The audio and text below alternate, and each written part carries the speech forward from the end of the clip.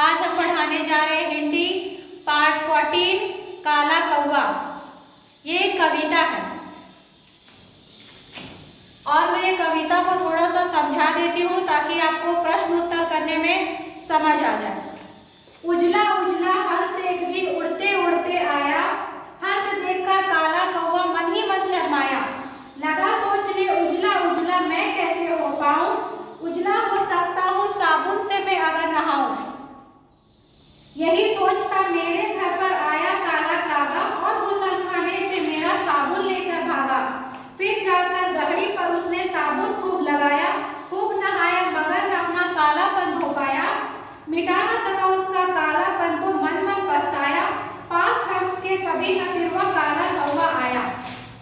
ये एक कविता है काला कौवा।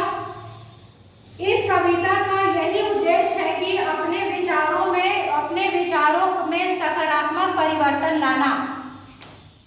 इस कविता का यही सार है। अब मैं ज्यादा देर नहीं करते हुए प्रश्न उत्तर की ओर बढ़ती हूँ। आपको प्रश्न उत्तर जिनको नहीं समझ में आता है वो कृपया यहाँ से करें। ये हमारे कविता का पहला प्रश्न है और प्रश्न ये है कि काला कौवा मन ही मन क्यों शर्माया। क्या बता सकते हैं कि काला कौवा मन ही मन क्यों शर्माया?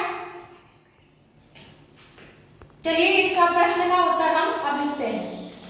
अब हमारे पहले प्रश्न का पहला उत्तर यह है कि काला कौवा मन ही मन क्यों शर्माया, और इसका उत्तर यह है कि काला कौवा मन ही मन हंस को देखकर शर्माया क्योंकि वह हंस के जैसे नहीं हो सकता था। ये हमारे पहले प्रश्न का पहला उत्तर है। इसे आप अपने नोट कॉपी में लिख लें। अब हमारे दूसरे प्रश्न का यह है कि काला कौवा हंस को देखकर क्या सोचने लगा, और इसका उत्तर हम आपको देंगे और ये अपने कॉपी में जल्दी जल्दी लिखें। अब हमारे दूसरे प्रश्न का उत्तर यह है कि काला कौवा हंस को देखकर ये सोचने लगा कि क्या कभी मैं हंस की तरह हो पाऊंगा। ये हमारे दूसरे प्रश्न का दूसरा उत्तर है। इसे आप लिखें। अब हमारे तीसरा प्रश्न यह है कि काला कौवा साबुन से नहाकर भी क्यों पछताया। अब इसका उत्तर हम लिखेंगे। अब हमारा तीसरा प्रश्न का उत्तर यह है कि काला कौवा साबुन से नहाकर भी इसलिए पछताया क्योंकि वो अपना कालापन नहीं धो पाया।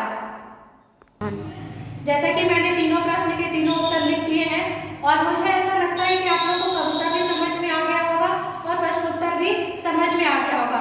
इसे अपने कॉपी में लिख लें और ग्रुप में डाल दें, और आगे किसी भी तरह का कोई भी समस्या हो, चाहे कुछ ना समझ में